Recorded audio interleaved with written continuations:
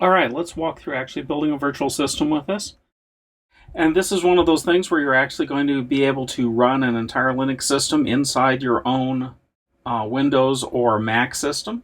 So the thing to do is to start with the new button and give it some sort of a name. I'm going to call mine UB5. In VirtualBox, if you start it with UB, it'll assume you're doing Ubuntu Linux, which is the setup down here. If you name it something else, it will give you a different default setup, but you can change what you're doing. So we will do that and continue. And I think 1 gig is not enough space. I will increase it some.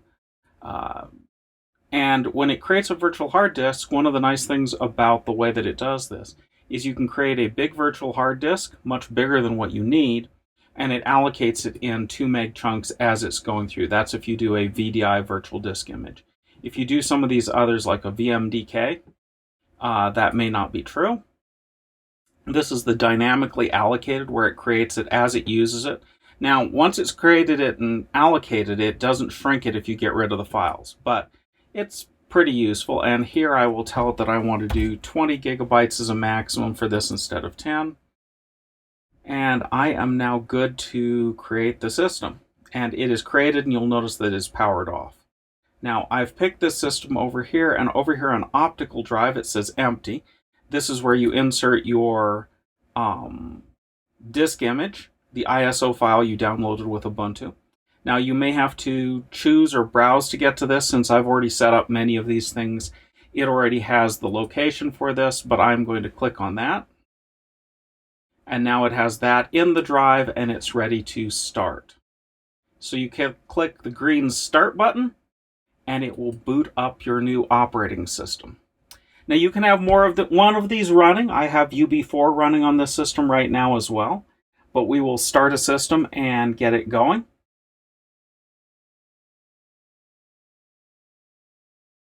And this little miniature version right here is what's supposedly on the screen, but let's bring up the actual console on it. It's teensy, but teensy will work for us, and there we go. It's slightly bigger than teensy. But I'm telling it to just ignore the things about capturing the mouse. You can read what those little prompts are. And right now it is booting off of the virtual DVD that I downloaded. The nice thing about virtual DVDs is you can transport them over the net, so that when I run something at some hosting facility, I can actually send a DVD there. And you can just try Ubuntu, which will run Ubuntu off of the DVD itself, or you can do install, which is what I clicked. Now, the installation, lots of people complain about how horrible the installation is for Linux systems. I don't really get the complaint. I think these complaints come from people that have never installed Windows on a system, especially an actual hardware system. And I'm just going to pick mostly defaults. Now, the disk it's erasing here is the virtual disk that I created. It's important that you don't attach this to your real hard disk, or you will have a bad result. Okay. And you can set it up as an encrypted system. I'm not doing that for this demo. So as soon as it lets me, I will say yes. It's figured out that my time zone is in Denver, not the middle of Russia. That's good. Although I can run stuff in different time zones. I'm not fond of the way it names things. So we will do that.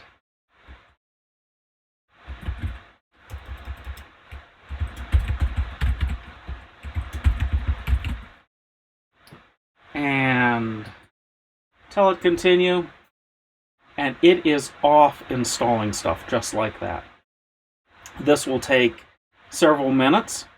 So we're going to do a little time travel at this point, and I'm going to edit this section out of the video while it installs, and as soon as it is done installing, we'll see what it does. It gives you useful information while it's doing it. And the version of Ubuntu that I'm installing here is not the latest. This is Bionic Beaver, which is a year or two ago. You can install version 20.04. I haven't tried it yet, but you're more than welcome to do that, or the more recent versions. This is the long-term support version that will be available for use for 6 years, I believe. And it's certainly the one that I'm using in all of my server setup type stuff, where I don't particularly care to update hardware or update the OS very often. In fact, I think I just had one server that I have an application running on for a customer that I updated from Ubuntu 14.04 to 18.04 in the past week. So that tells you how long I might keep an old version of an OS around.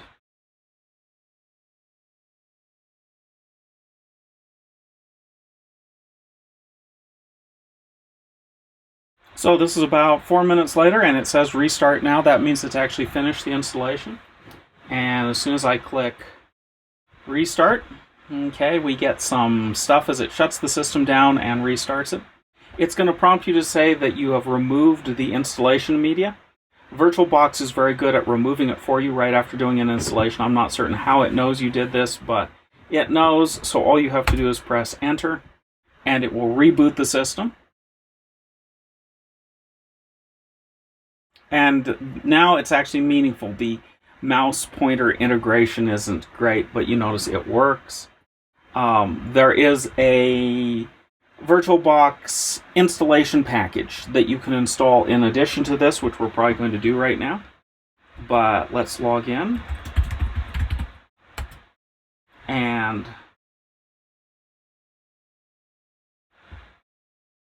here in a second, hopefully, it will give us a beautiful screen, and it'll give us some prompt about stuff that we should probably read, but I don't. And now if you click right here on this thing down at the bottom, show applications, the one that I want you to be able to bring up is terminal. And click on a terminal to bring it up, and you are at the terminal in your new system. Now the first thing I'm going to do is do the extension package so I can get a bigger screen. But yes, you have a system running that has, it's a complete Linux system on whatever system you're on. And if you want to do development in it, it's actually fairly reasonable these days to sit on top of your existing system and do development inside a virtual environment. So this is a useful thing. It's not just good for testing. I will tell you that sometimes it is better to run a virtual system than what we're going to talk about next, which is a Docker container. There are advantages and disadvantages. A complete virtual system is much slower to run, less performance than a Docker container for some things.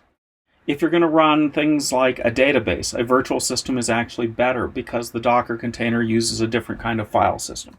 So I don't recommend Docker containers for databases other than in development.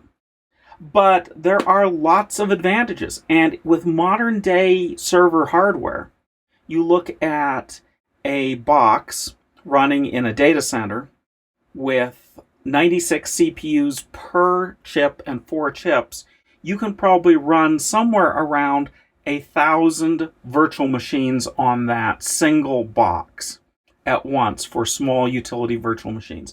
If you go to Amazon Web Services and you use one of their free T2 systems running Ubuntu, they limit the amount of time you use on it, but it's free and you can set one up and run it. It's just click some buttons on a web interface and it's setting up and running. You can log into it. That is what they're doing. They're using a different virtualization system. They're using KVM, but the idea is basically the same. And they run 512 of these free systems on each box.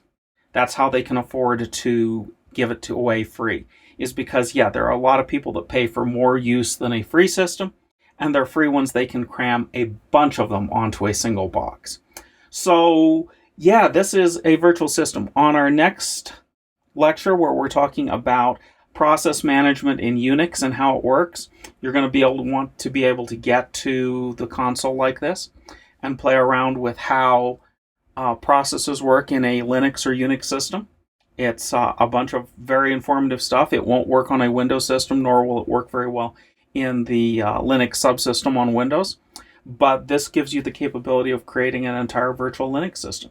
So let me show you what you need to do to install the extension pack. There is a license, but I'm not unhappy with the license, but if you go over here on the optical drive, well, that was more difficult than I expected, and I hope that that's just on my end, because I did do this earlier today, and when I did the VBox guest editions, it just walked me through it and installed it. This time when I did it, I lost power in the middle, and it is a little bit later in the day, and I'm coming back to this, but I actually had to go over to the drive and actually manually install it. I did sudo bash, not necessarily the recommended way of doing this, but that runs bash as root. You have to put in your password. And then I CD'd over to media, my username, Philip, VBox guest editions, and there is an autorun.sh that I ran by hand by typing in /autorun.sh. But it installed it, and now when I have this, I can do nice things like my mouse pointer integration works, and I can resize my window dynamically to get a bigger size window, which is just, peachy keen, and also other things like I can set up file sharing between the virtual machine and my host machine, between my guest and my host, so that I can have files on something like my desktop and get them shared directly with this system so that I can just go and edit them and use them. So there are lots of reasons why you want the guest editions. But whether you install it is up to you. It's not going to be necessary for the homework or anything that we're doing in this class. If you're actually going to use this, I highly recommend that, or I also highly recommend the other one that I use is VMware and their software, but it's not free. So this is a good alternative, and hopefully you don't have the difficulties I did with electric supply there in the middle of things and networks crashing and stuff, which seems to have interfered with my install. I think it would have actually been simpler to just reinstall the OS from scratch at that moment, then go and tweak with it. Not that it took me too long to figure out what to do. So one of the questions is that when you do this, how is the network set up? And there are different network setups. By default, it is going to be using a thing called a network address translation.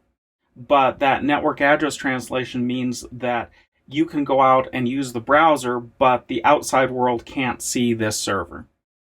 If you go and change the network setup to one of these other things in your network, you see it says NAT, that's network address translation, but you can go into the network here and configure it so that you can give your virtual machine an IP address on your network and be able to do things like run servers or database, stuff like that on the virtual machine.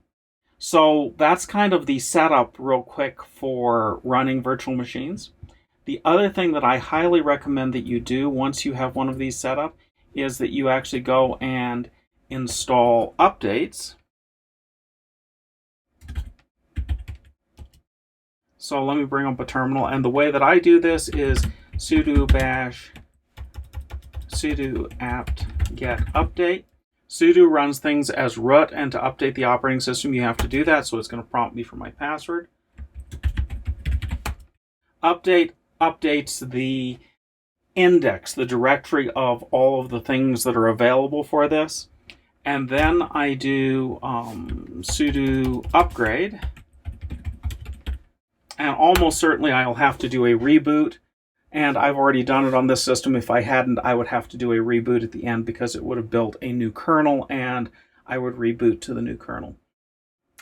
But between those two things, you've updated your software to the current version, which is generally a good thing. It includes all the security patches and all the changes in libraries. And that is the way that you do it in Ubuntu. If you're doing something like Red Hat, there is, instead of the apt package and apt-get, you use a thing called yum. And different Linuxes have different flavors of how they handle it. But Ubuntu and Red Hat are the most common ones. If you want to run a free Ubuntu system, there's a thing called CentOS, CENTOS, which is the free version of Red Hat Linux. And Red Hat has most of the business market for Linux, so that is the one that you end up with being the one that you want to run if you're running an Oracle database, for example, or something like that that you're testing with. But this gives you the capability of not just running things, but actually packaging them all together and looking at them and saying, does it work on the server that I'm probably targeting? Most servers in data centers are running Linux. They're not running Windows for all sorts of reasons. And I think the biggest one of those is licensing. And if I want to run 100 Windows systems to carry the load of something, I have to buy 100 licenses to Windows. And that's not an insignificant detail in terms of manpower for tracking those licenses, in terms of expense. And that turns out to be a huge overhead at anything with scale. And lots of stuff you want to do it at scale to test it. And if you have developers that are building stuff and they're, each running 5 or 6 different Windows systems, you have to buy a license for all of those, and they lose those licenses, and it's hard to track and all sorts of overhead. So the ability to actually just have a virtual system that doesn't require a license, that you can create and destroy at will, that is easy to install compared to a Windows system, is hugely powerful, and I think that has driven a lot of the adoption of virtual machines and Windows and Linux systems.